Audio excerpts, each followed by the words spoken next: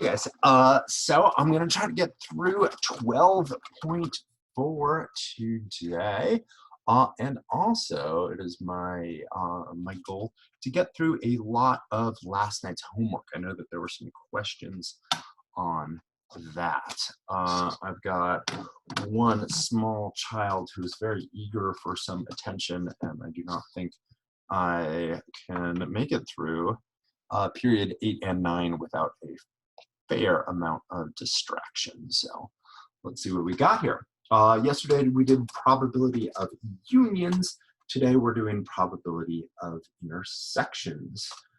If events A and B are independent, meaning that one does not affect the outcome of the other.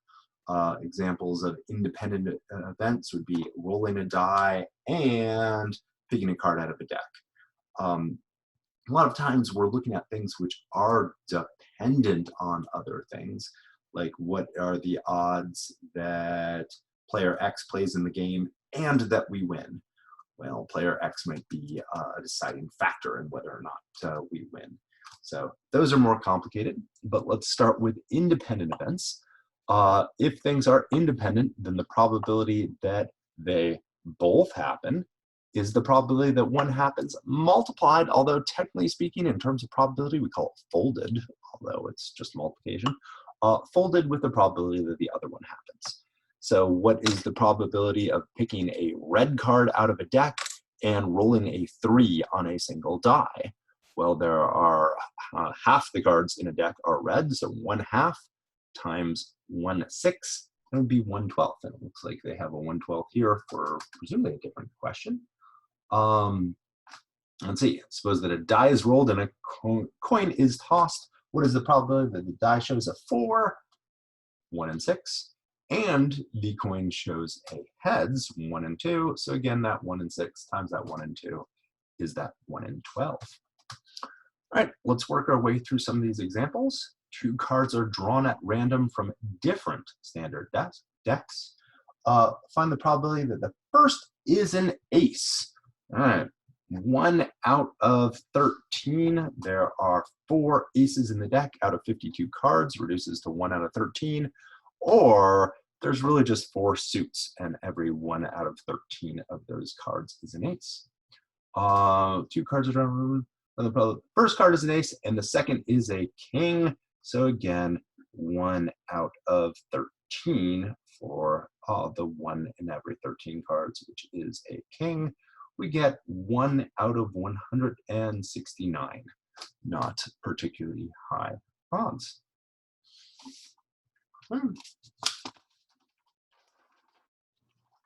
Dependent events and conditional probabilities. Now suppose we draw a card from a standard deck, and then, without replacing that card, we draw a second card from the deck. What is the probability that the first is an ace and the second is a king? Well, the first being an ace is still that 1 out of 13. They're calling it a 4 out of 52 right there, if you can read that. And the second, well, there are still 4 kings on the deck, but there are only 51 cards. So slightly different probability here. Remember that this is really 1 over 13 times 4 over 51. And 1 times 4, 4, 13 times 51. Well, it's going to be more than 500. Yeah, 663 looks reasonable. I'll agree with their math. Okay. If event A is a condition for event B, then we have the probability of A, and then I'm going to read this for you, the probability of B, given that A has already happened. Okay, let's see what their example is without me trying to invent one. Note that when A and B are independent, the probability of B given A simply becomes the probability of B. Okay, they haven't given us an example yet. Let me give you an example. There is a 50% chance that Kobe, sorry, that's probably not a great one, that LeBron plays in a game if he plays, there's an 80% chance that they win. So I would say it's 50% times 80%, or 1/2 times 4/5 that they win for that. Now we'd also have to add in what is the probability that they might win if LeBron doesn't play. Let's just assume that that's 0 for the time being to figure out what the whole answer is. Okay, events are mutually exclusive when their intersection is 0. The probability of their intersection is 0. They both happen, and they are independent when, hang on, yeah, 1 second, let me pause. Sorry about that. They are independent when the probability of B happening, given that A has already happened, is just the same as the probability of B happening. After all, if they're independent, then one does not affect the other. Now let's see their examples. Imagine 2 men, each of whom tell you the truth only 2/3 of the time. I can already tell you I'm going to hate this. If both men say that it is raining, what is the probability that it is raining? It might appear that the probability is merely the product, blah, blah, blah, blah, blah. Okay, so 2 men who tell the truth only 2/3 of the time. So better than politicians. All right, so I am looking at this. I'm going to pause it while I figure out what exactly they want us to do. Give me a sec. Okay, looking at example 2, as it turns out, I disagree with their answer. So I will debate this with my esteemed colleagues. Feel free to weigh in if you like. But I am going to move on to the next example, which is a little bit of a tricky one, I might add.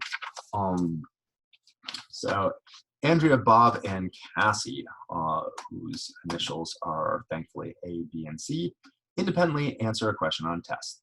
The probability that Andrea answers the question correctly is 80%. Bob, poor Bob, is 60%, but he sure rocked Cassie, who only answers correctly 30% of the time. What is the probability that all 3 answer the question correctly? Well, assuming that they're not cheating off of one another, I assume that these are independent events. So I am going to say that it is nearly 0.8. Most of the time, Andrea does it right. Also 0.6. Most of the time, Bob does it right. For that 80% of the time that Andrea does it right, 60% of those times, Bob does it right. And unfortunately, only 30% of the time, Cassie does it right. Feeling lazy, want to be correct, going to plug it into a calculator. 0.8 times 0.6 times 0.3. And we are down to apparently still 14.4% of the time. At least 2 of them answer the question correctly. Okay, this one is difficult. So there are a number of different ways in which this could happen. It could be that all 3 of them answer it correctly. And I'm going to kind of jump down to where we're keeping track of that. Where all 3 of them answer it correctly, which we've already found to be 14.4% of the time. It could be that Andrea and Bob answer correctly, but Casey does not. It also appears that Casey switched how he or she spelled her name at this point. But this little apostrophe indicates it is the complement to C happening. So if C was Casey doing it correctly, C complement, C apostrophe, usually called C prime would be her not doing it correct. So this is 0.8 times 0.6 times 0.7. Last time I called Casey a her. Maybe this time I'll call him a he. And again, we can repeat this for, oh, A got it wrong. 0.2 times 0.6 times 0.3 again. And B got it wrong. So 0.8, A got it right. Chances of Bob getting it wrong is only 0.4. And that is Casey getting it right. So 0.3.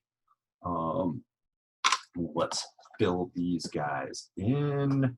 So we've got 0.8 times 0.6 times 0.7, 0.8 times 0.6 times 0.7. We've got a 33.6%. 0.2 times 0.6 times 0.3 equals that. Very rare here, where we got 0.036. I should remove the decimal. 3.6%. 3.6%. And lastly, 0.8 times 0.4 times 0.3. Somewhere in between, we've got that 9.6%. 9.6%. So if I add up the probability of this, this, this, and this, I should have my answer times 100. There's my 9.6 plus 14.4 plus 3.6 and plus 33.6.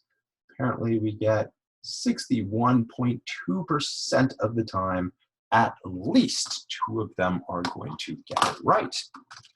Now, we mentioned complements. What is the complement to two of them getting it right? And that would be at least two of them getting it right. That would be either one of them getting it wrong or all of them, complement. So either two of them getting it wrong or three of them getting it wrong, which might be a little bit easier to find. Now, if I found the sum of those, it would be roughly 30. It would be 28.8%. Shall we give that a whirl? I don't think you want to watch me do it, so I'm going to pause it, and I will write that out. Give me a sec. The trap of being a geometry teacher is you seem to remember or think that everything should add up to 90 as in 90 degrees, which I said the answer should be 28.8, thinking that what would be complementary in the geometry sense to 61, but they of course should add up to 100%, so I was off by 10%. Math. Who's it ever helped? Okay, so these do of course add up to 100%. Just to show you, here is the odds of all three of them getting it wrong. Since that Casey person's pretty bad, it's shockingly high. Here is the chances which only Casey gets it right. Here is the chances that someone else gets it right and the third person gets it right. Added them all up. Okay. And here they did the same kind of thing. I will leave the comprehension check to you, and I'm going to pause it, and I will take a look at last night's homework. Let me pull that up.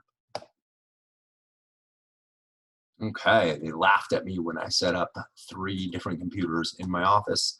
I've got one which is running the meeting, one which is running the document camera, and one which is running the hub, so I can see which homework assignment we're on and what problems. We started with number 1. Suppose that 2 cards are picked from a deck. Are the following events mutually exclusive?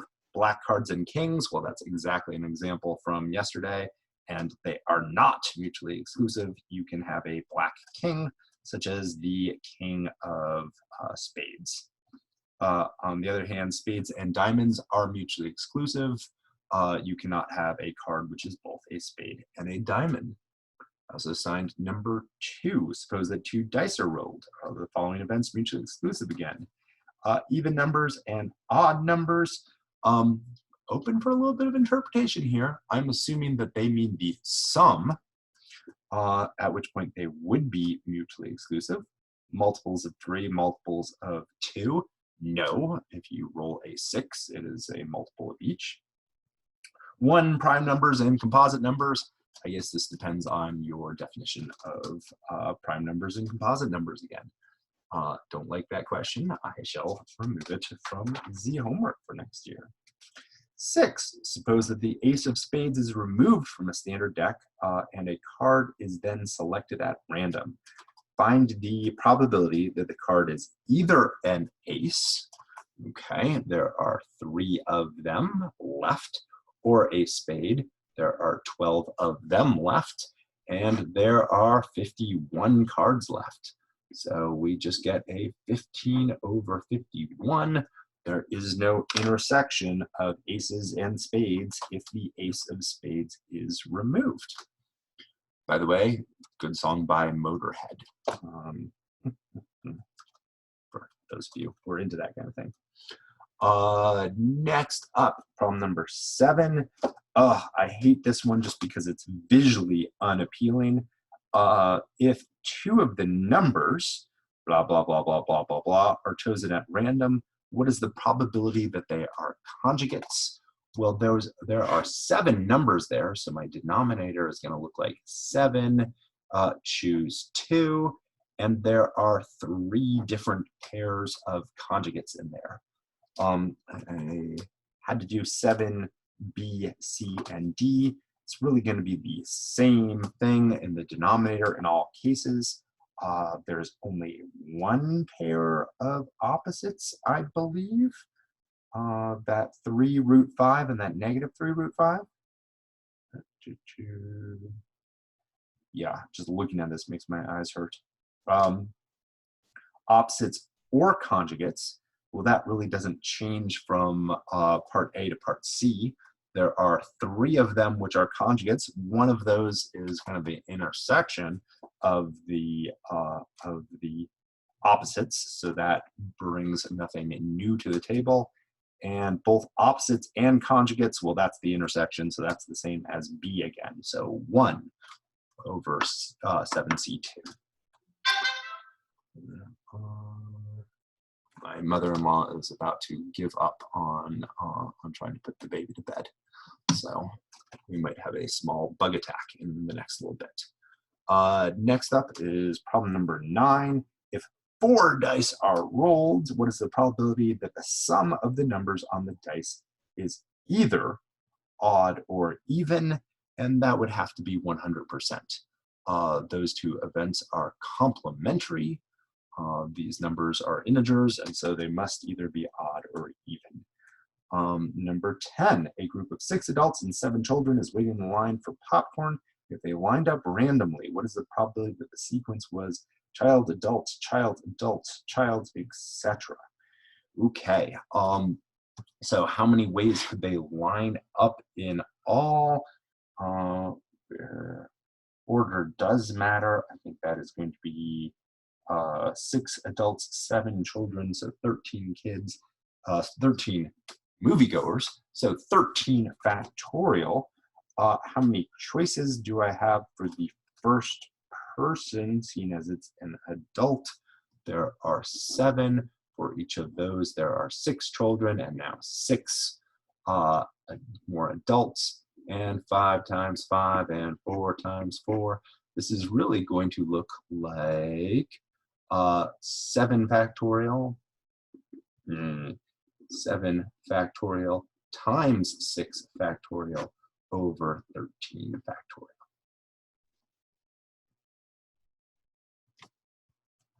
Hmm. 11. What is the sample space for rolling of 2 dice? The answer in the back in the book simply lists all the possible outcomes. You could have gone a 1 and a 1, a 1 and a 2, a 2 and a 1. It lists them differently. I think this question is way too open to interpretation. If I'm playing Monopoly and I roll 2 dice, I don't really care if I got a 7 or a 9 or an 11. Like my 7, I don't care if it was a 6 and a 1 or a 2 and a 5 or a 3 and a 4. It's all just a 7. So for just the sum, I would list all the integers between 2 and 12. I'm going to skip the rest of this one and continue on. If 2 dice, one red, the other green, are rolled, what is the probability of each event? The red is a 2, that's 1 out of 6, or the green is a 5. Also a 1 in 6. We do have to cancel out that 1 in 36 chance that we got both of them. So there is some intersection there. So I would write this as, uh-oh, yep, baby on the loose. Hang on. Guys, what I'm going to do is I'm going to end this here and just make a second recording of the rest of the homework. That way you guys can get to it in class. All right, thanks, bye.